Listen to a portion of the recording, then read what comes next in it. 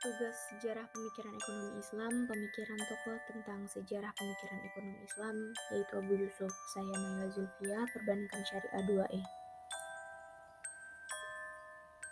Assalamualaikum warahmatullahi wabarakatuh. Di sini aku mau menjelaskan tentang tokoh pemikiran ekonomi Islam, yaitu Abu Yusuf.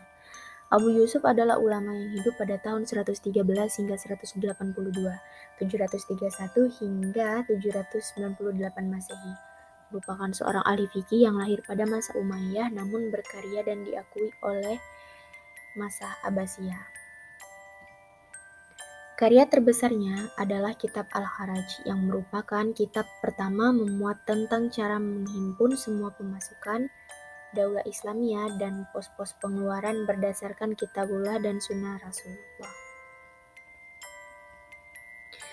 Kitab ini berupaya membangun sebuah sistem keuangan publik yang mudah dilaksanakan yang sesuai dengan hukum Islam, sesuai dengan persyaratan ekonomi, latar belakang pemikiran tentang ekonomi. Setidaknya dipengaruhi beberapa faktor baik internal maupun eksternal. Yang menjadi kekuatan utama pemikiran Abu Yusuf adalah dalam sistem keuangan politik.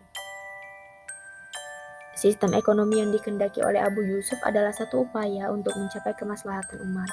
Kemaslahatan ini didasarkan oleh Al-Quran, Al-Hadis maupun landasan-landasan lainnya. Menurut Abu Yusuf, sistem ekonomi Islam menjelaskan prinsip mekanisme pasar dengan memberikan kebebasan yang optimal bagi para pelaku di dalamnya, yaitu produsen dan konsumen.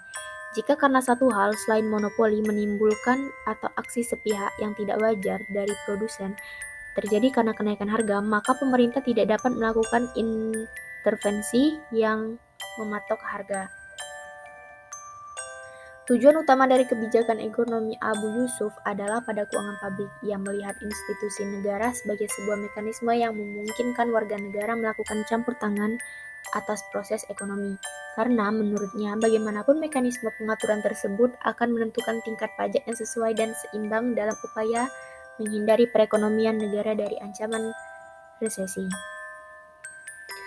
Pemikiran ekonomi Abu Yusuf. Abu Yusuf termasuk salah satu cendekiawan Muslim yang memberikan kontribusi besar dalam pemikiran ekonomi Islam.